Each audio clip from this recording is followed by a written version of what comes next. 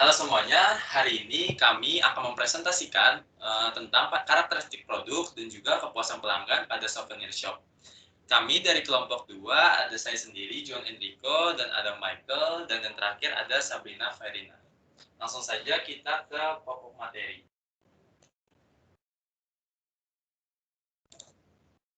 Yang pertama, ada karakteristik produk.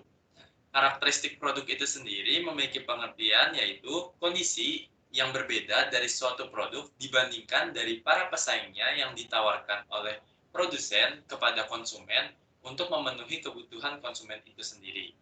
Tentunya setiap produk pasti memiliki karakteristik yang berbeda-beda dan di sini merupakan langkah dari produsen untuk menarik perhatian dari konsumen agar konsumen memiliki persepsi khusus atau persepsi sendiri mengenai ketertarikan terhadap produk yang dijualnya.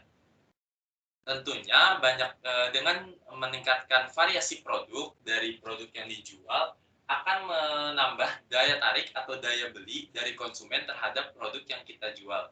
Dan di sini bisa menentukan keuntungan yang akan diperoleh dari suatu perusahaan yang memproduksi produk atau jasa tersebut.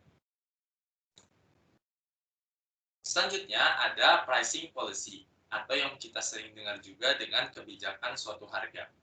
Kebijakan harga merupakan keputusan tentang cara penetapan harga barang atau jasa yang dijual oleh suatu perusahaan yang akan diambil alih oleh pihak manajemen dari suatu perusahaan tersebut. Dan tentunya harga ini ditentukan dari beberapa faktor yang ada dalam produk yang dijualnya.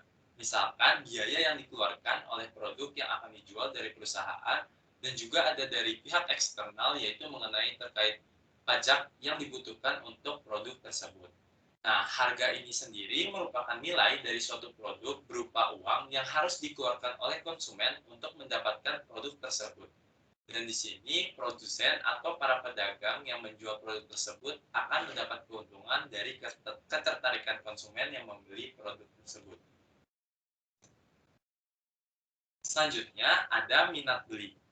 Minat beli merupakan keinginan yang muncul dalam diri konsumen masing-masing terhadap suatu produk yang dijual oleh suatu perusahaan. Dan di sini minat beli juga didasarkan dari penilaian, pengamatan, dan juga pembelajaran dari konsumen mengenai ketertarikan mereka terhadap suatu produk.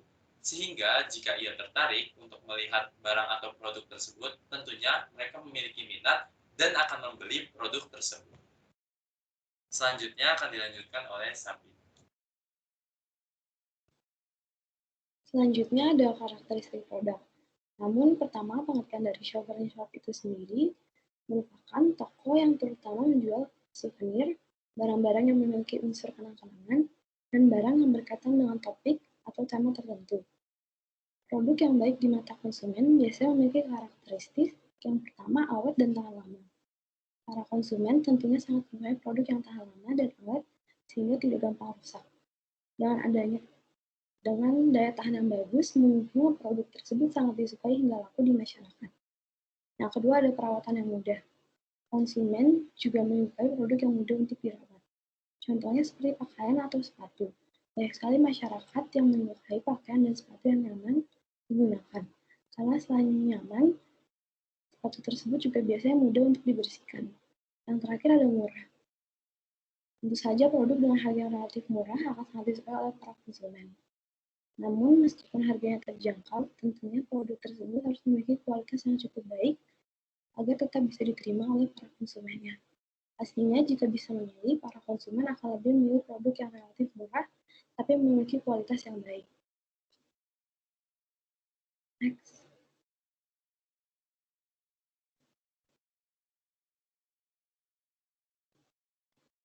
Selanjutnya, apa itu konsumen? Konsumen merupakan bagian perusahaan yang memegang peranan sangat penting.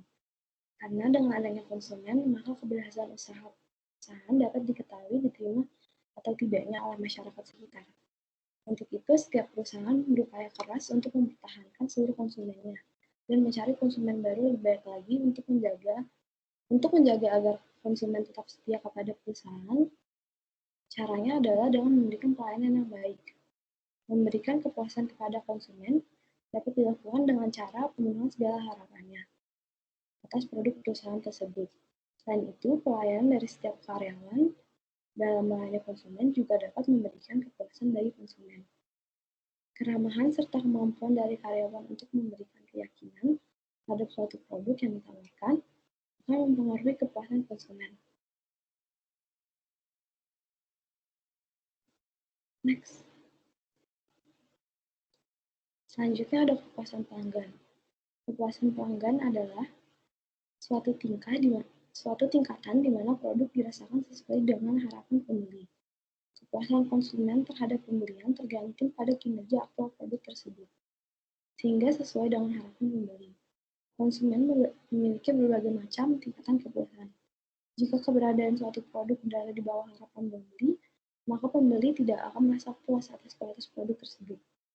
Sebagai evaluasi menyeluruh,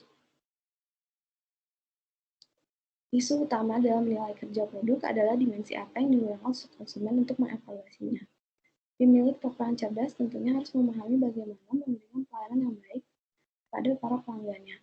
Kemampuan untuk membuat pelanggan puas merupakan salah satu cara toko dalam menjaga agar pelanggan tidak berpindah ke produk toko lain.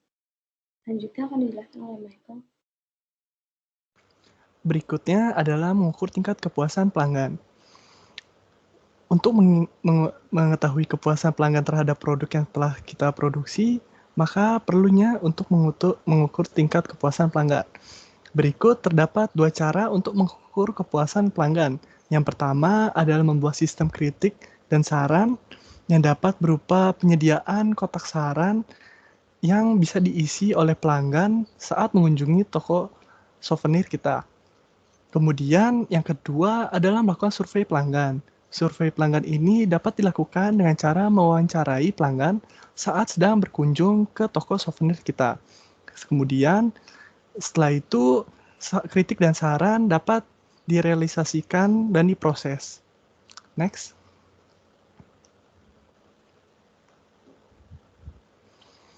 Kemudian ada beberapa cara meningkatkan kepuasan pelanggan. Yang pertama itu adalah mengikuti tren yang ada. Dengan mengikuti tren yang ada, maka produk souvenir kita tidak akan kalah saing dengan kompetitor yang ada. Yang kedua adalah meningkatkan kualitas produk yang akan dijual. Dengan meningkatkan kualitas produk yang akan kita jual terus-menerus, maka kita akan lebih unggul dibandingkan dengan produsen lain.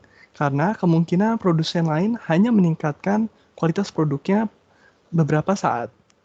Yang ketiga adalah meningkatkan keramahan dalam melayani pelanggan. Nah, keramahan dalam melayani pelanggan ini sangat penting agar pelanggan merasa nyaman saat berkunjung ke toko souvenir kita dan akan menjalin hubungan yang baik jika keramahan tersebut membuat konsumen nyaman. Kemudian yang keempat adalah meningkatkan komunikasi. Dengan komunikasi yang baik antara konsumen dan juga karyawan, maka tidak akan ada miskomunikasi di mana hal ini akan membuat toko kita unggul dibandingkan toko lain.